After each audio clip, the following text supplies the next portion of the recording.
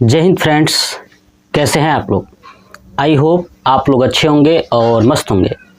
मैं class 9th का science पढ़ा रहा था, चैप्टर नंबर 1 जो केमिस्ट्री का है, हमारे आसपास के पदार्थ। ठीक है, इसके अंतर्गत जो है मैं पदार्थ के जो अवस्था परिवर्तन है यहाँ तक आ चुका था।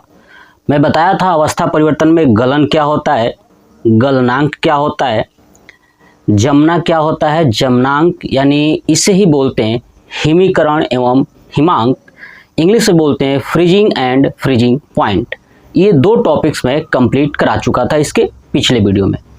आज के इस वीडियो में हम लोग पढ़ने वाले हैं कि क्वथन एवं क्वथनांक क्या है ना, बॉइलिंग एंड बॉइलिंग पॉइंट, और दूसरा पढ़ेंगे ऊर्ध्वपातन यानी सब्लिमेशन। ठीक है, चलिए तो वीडियो को स्टार्ट करते हैं। मैं आपको इतना आसानी से समझाऊंगा, आप समझिएगा और अपने नोट्स प्रिपेयर करिए ताकि आपको नॉलेज, मैं पहले ही बता दूं, मैं जो भी चीज़ें पढ़ाता हूं, मैं क्लास भले ही ये 9th का है लेकिन ये हाई लेवल तक लेके चलूँगा। मतलब कंपटीशन की अगर तैयारी भी करते हो आप तो उसमें ये पूछा जाएगा तो आप बड़ी आसानी से सॉल्व कर दोगे, ये मेरी गारंटी है। तो चलिए देखते हैं क्वथन क्या है और क्वथनांक क्या है, यानी बॉइलिंग क्या होता है। देखिए एकदम सिंपल वे में समझिए। आपने घर में क्या लिया कि एक कटोरे या पतीला के अंदर पानी लीजिए, क्या लेना है, पानी, और पानी को आग के ऊपर रख दीजिए। जब आग के ऊपर रखेंगे तो आग का यानी जो तापमान होगा ना, वो पानी धीरे धीरे पहले सोखेगा।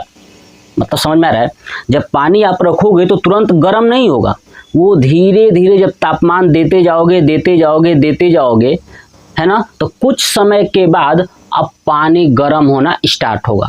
अब फिर और कुछ समय के बाद पानी के अंदर बुलबुले उठने लगेंगे। क्या होंगे, बुलबुले उठने लगेंगे। यही होता है क्वथन। बात समझ में आया कि जब पानी के पतीले को आग पे रखा तो आग के जो टेम्परेचर है, तापमान है, उसको सोख रहा था कौन, पानी। सोखते सोखते सोखते सोखते कुछ समय के बाद अब धीरे धीरे गर्म होगा, और गर्म होने के बाद उसके अंदर जो है कि धीरे धीरे बुलबुले उठेंगे, है ना बुलबुले उठेंगे। वही बुलबुले क्या होते हैं, क्वथन होते हैं, यानी बॉइलिंग होती है। बात समझ में आ गया। और जिस तापमान पर ये बुलबुले उठते हैं ना, है ना, जिस तापमान पे द्रव के अंदर जो बुलबुला उठ रहा है ना, वो तापमान क्वथनांक कहलाता है, बॉइलिंग पॉइंट कहलाती है। बात समझ में आया। चलिए अब हम लोग इसको साइंस के फॉर्म में डिफिनीशन के रूप में क्या कहेंगे कि जब हम द्रव को गर्म करते हैं तो उसका तापमान बढ़ता जाता है ना। जब हम द्रव को गर्म करते हैं तो उसका तापमान बढ़ता जाता है, और एक समय ऐसा आता है जब लगातार गर्म करने पर भी तापमान में कोई भी परिवर्तन नहीं होता है। उस समय द्रव के अंदर, है ना, द्रव के अंदर उठने वाले या बनने वाले बुलबुले को ही क्वथन कहते हैं। क्या कहते हैं, बुलबुले को ही क्वथन कहते हैं। देखिए यही चीज लिखा है कि जब द्रव को गर्म करते हैं तो ताप बढ़ने लगता है। क्या होता है, बढ़ने लगता है। लगातार गर्म करने पर द्रव का ताप स्थिर हो जाता है। क्या हो जाता है, स्थिर हो जाता है। इस स्थिर ताप पर द्रव के भीतर वाष्प के बुलबुले उठने लगते हैं, है ना। इसी स्थिर ताप पर द्रव के अंदर जो है क्या होंगे, बुलबुले उठने लगते हैं। इस क्रिया को ही क्या कहते हैं, क्वथन कहते हैं। क्या कहते हैं, क्वथन कहते हैं। और जितने तापमान पर द्रव के अंदर जो बुलबुले उठ रहे हैं उसे हम क्वथनांक कहते हैं। देखिए क्वथन जिस निश्चित ताप पर होता है उसे क्या कहते हैं, क्वथनांक कहते हैं। अब समझिए जो जल है, आखिर में जल के अंदर बुलबुले कितने टेम्परेचर पे उठेंगे, तो याद रखिएगा जल का जो क्वथनांक होता है वो 100 डिग्री सेल्सियस होता है। कितना, 100 डिग्री सेल्सियस होता है। बहुत बार एग्जाम में पूछा गया, याद रखिएगा कि जल का क्वथनांक कितना होता है, 100 डिग्री सेल्सियस। यानी अगर पानी के अंदर बुलबुले उठाना है तो हमें उसको 100 डिग्री सेल्सियस तापमान देना होगा। बात समझ में आ गया। चलिए दूसरी बात समझिए। अगर मुझे मान लीजिए कि अगर वायुमंडलीय दाब, ये है, देखिए हम जहाँ पे खड़े हैं या आप जहाँ पे हैं, ये ऊपर क्या है, वायुमंडल है, इसका कुछ न कुछ दाब है। अगर वायुमंडलीय दाब को आप बढ़ा दोगे तो याद रखिए क्वथनांक भी बढ़ जाएगा। क्या हो जाएगा, क्वथनांक भी बढ़ जाएगा। मतलब कि वायुमंडलीय दाब जब कम होगा तो वह क्वथनांक कम होगा, और जब बढ़ेगा तो क्वथनांक भी बढ़ जाएगा। इसका मतलब क्या है, देखिए वायुमंडलीय दाब का मतलब क्या है, जैसे मान लीजिए कि ये है क्वथन। ये क्या है, क्वथन। मान लीजिए कि 100 डिग्री सेल्सियस पे ये पानी जो है कि वाष्प बन जाता है ना। 100 डिग्री सेल्सियस पे ये पानी क्या होता है, वाष्प बन जाता है। तो हमने क्या किया, इसके ऊपर वायुमंडलीय दाब यानी वायु का दाब बढ़ा दिया। जब ये बढ़ा देंगे, सोचिए ये वायुमंडलीय दाब इसको दबा दिया तो क्या बताइए, जल्दी वाष्प बनेगा, नहीं बनेगा, है ना। वाष्प जल्दी नहीं बनेगा। जब जल्दी वाष्प नहीं बनेगा, इसका मतलब कि इसको वाष्प बनाने के लिए टेम्परेचर ज्यादा चाहिए। तो टेम्परेचर ही क्या है, क्वथनांक है। मतलब समझ में आ गया कि यदि वायुमंडलीय दाब बढ़ाया जाता है तो क्वथनांक यानी टेम्परेचर भी बढ़ जाता है। अगर वायुमंडलीय दाब कम कर देंगे तो क्वथनांक भी क्या हो जाएगा, कम हो जाएगा। दूसरा पॉइंट यही है कि वायुमंडलीय दाब बदलने पर क्वथनांक भी बदलता है। अगर वायुमंडलीय दाब बढ़ेगा तो क्वथनांक भी बढ़ेगा, और वायुमंडलीय दाब अगर कम होगा तो क्वथनांक भी कम होगा। यही कारण है कि पहाड़ी क्षेत्रों में, है ना, पहाड़ी क्षेत्रों में खाना अगर ऊपर बना रहे हैं पहाड़ के ऊपर, है ना, तो खाना देर से पकता है।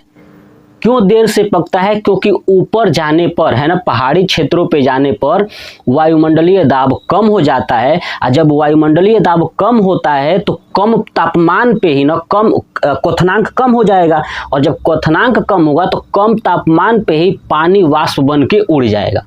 समझ में आ रहा है। अब पानी जब वाष्प बन के यानी वाष्पशील हो जाएगा, पानी जब उड़ जाएगा तो खाना देर से पकेगा। क्या होगा, खाना देर से पकेगा। तो याद रखिएगा, पहाड़ी क्षेत्रों में खाना देर से क्यों पकता है, क्योंकि पहाड़ों के ऊपर वायुमंडलीय दाब कम होता है, जिसके कारण क्वथनांक कम होता है। और यही रीजन है कि जो भी द्रव होता है वो जल्दी वाष्प बन के उड़ जाता है, तो इसलिए खाना देर से पकता है। बात समझ में आ गया।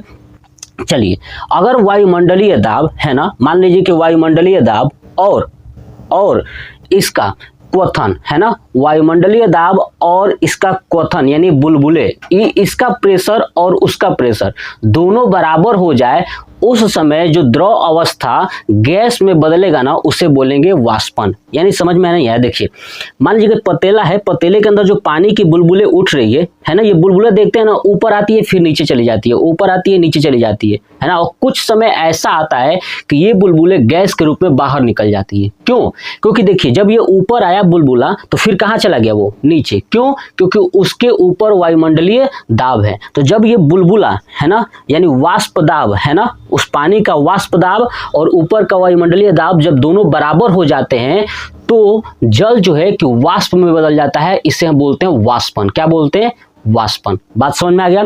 तो ये चीज समझ में आ गया। बस इतनी सी बात क्वथन और क्वथनांक में आपको याद रखनी है। ठीक है, जो मैंने बताया पहाड़ी क्षेत्र वाला वो भी याद रखिएगा, बहुत ही सिंपल है। ठीक है, और याद रखिएगा। चलिए नेक्स्ट हम लोग जानते हैं सब्लिमेशन यानी ऊर्ध्वपातन। देखिए ऊर्ध्वपातन क्या है, तो ऐसे ठोस पदार्थ, ठीक है, ऐसे ठोस पदार्थ जिन्हें गर्म करने पर, क्या करने पर, गर्म करने पर द्रव अवस्था में परिवर्तित नहीं होते हैं, बल्कि सीधे ठोस से गैस अवस्था यानी वाष्प में परिवर्तित हो जाते हैं, है ना। ऐसे ठोस पदार्थ जिसे गर्म करने पर द्रव अवस्था में परिवर्तित नहीं होते हैं, वो सीधे ठोस से गैस अवस्था यानी वाष्प अवस्था में परिवर्तित हो जाते हैं। ठीक है, ऐसे पदार्थ को ऊर्ध्वपातज कहते हैं। क्या कहते हैं, ऊर्ध्वपातज यानी सब्लिमेट कहते हैं, और इस प्रक्रिया को ऊर्ध्वपातन कहते हैं। इस प्रक्रिया को क्या कहते हैं, ऊर्ध्वपातन कहते हैं। देखिए मैंने लिखा है वही चीज कि ऐसे ठोस पदार्थ जिन्हें गर्म करने पर बिना द्रव अवस्था में परिवर्तित हुए, है ना, सीधे गैस में परिवर्तित हो जाते हैं। सीधे किस में, गैस में परिवर्तित हो जाते हैं, तथा ठंडा करने पर, है ना, ये चीज ध्यान रखिएगा। अब गैस में बदल गया, अगर उसे ठंडा करोगे तो पुनः वो ठोस अवस्था में आ जाएंगे, तथा ठंडा करने पर पुनः ठोस अवस्था में परिवर्तित हो जाते हैं। ऐसे पदार्थ को ऊर्ध्वपातज कहते हैं। क्या कहते हैं, ऊर्ध्वपातज यानी सब्लिमेट कहते हैं। और जो ये प्रक्रियाएं हो रही है ना, इसे हम कहते हैं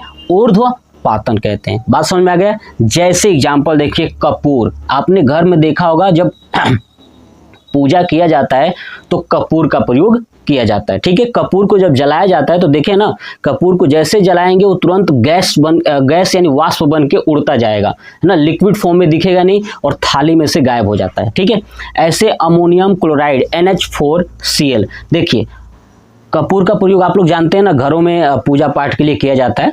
अमोनियम क्लोराइड NH4Cl, जिसे हम लोग एक और नाम से जानते हैं, नौसादर। क्या बोलते हैं? नौसादर। याद रखिएगा कि अमोनियम क्लोराइड को क्या बोलते हैं? नौसादर। अब ये अमोनियम क्लोराइड का प्रयोग जो है ना कि खेतों में भी किया जाता है। खेत में इसलिए किया जाता है ताकि खेत का जो है कि नाइट्रोजन की जो कमी है खेत के अंदर उसको दूर किया जा सके, तो इसलिए इसका अमोनियम क्लोराइड का प्रयोग किया जाता है। ठीक है, खेतों में। ठीक है, और दूसरी चीज इसका प्रयोग कहाँ कर सकते हैं? दवा वगैरह बनाने में भी किया जाता है। अमोनियम क्लोराइड का दवा बनाने में, फाइबर वगैरह बनाने में भी इसका उपयोग किया जाता है। बात समझ में आ गया। जैसे PVC अगर पाइप वगैरह भी बनाना हो, वो भी यहाँ पे अमोनियम क्लोराइड का प्रयोग उसमें किया जाता है, उसको क्लीन वगैरह करने के लिए। चलिए नेक्स्ट है आयोडीन। आयोडीन का प्रयोग सब लोग जानते हैं, नमक में होता है आयोडीन। ठीक है, जो घेघा के लिए उपचार होता है, कह सकते हैं उपचार ही कह सकते हैं, क्योंकि इसको खाने से घेघा रोग नहीं होता है जो गले के अंदर होता है।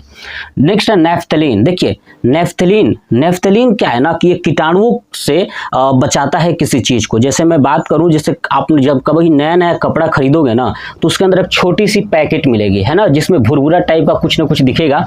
ठीक है, तो होती है नेफ्थलीन। या और चीज आप देखोगे कि जैसे बाथरूम वगैरह हो गया, बाथरूम वगैरह वहाँ भी छोटे छोटे पैकेट गोला गोला व्हाइट कलर का होता है नेफ्थलीन, छोटा छोटा जो गंध देता रहता है, तो नेफ्थलीन का प्रयोग किया जाता है। यानी कीटाणुओं को मारने के लिए भी नेफ्थलीन वगैरह का प्रयोग किया जाता है। ठीक है, नेक्स्ट है सल्फर। सल्फर आपको पता है, प्याज को काटते हैं तो सल्फर के कारण ही आंख से आंसू आता है, और जो गार्लिक होता है, लहसुन होता है, उसमें भी सल्फर होता है। ठीक है, चलिए नेक्स्ट है बेंजोइक अम्ल। बेंजोइक अम्ल का प्रयोग जो है ना कि हम लोग खाद्य पदार्थों को सुरक्षा यानी संरक्षित करने के लिए, ताकि वो खराब ना हो, खाने वाली चीजें उसको संरक्षित रखने के लिए हम बेंजोइक अम्ल का प्रयोग करते हैं।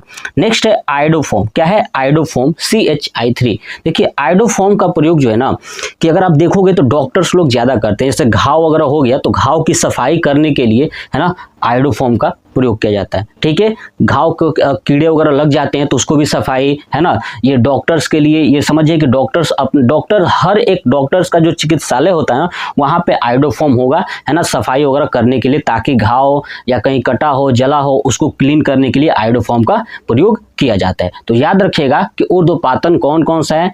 Kapoor, sulphur, naphthalene, ammonium chloride, ठीक है, आयोडोफोम, बेंजोइक अम्ल। ठीक है, ये तमाम याद रखिएगा, पूरा आयोडीन वगैरह सब कुछ। ठीक है, तो ये था हमारा ऊर्ध्वपातन और क्वथन एवं क्वथनांक। इसका आप सबसे पहले स्क्रीनशॉट ले लीजिए।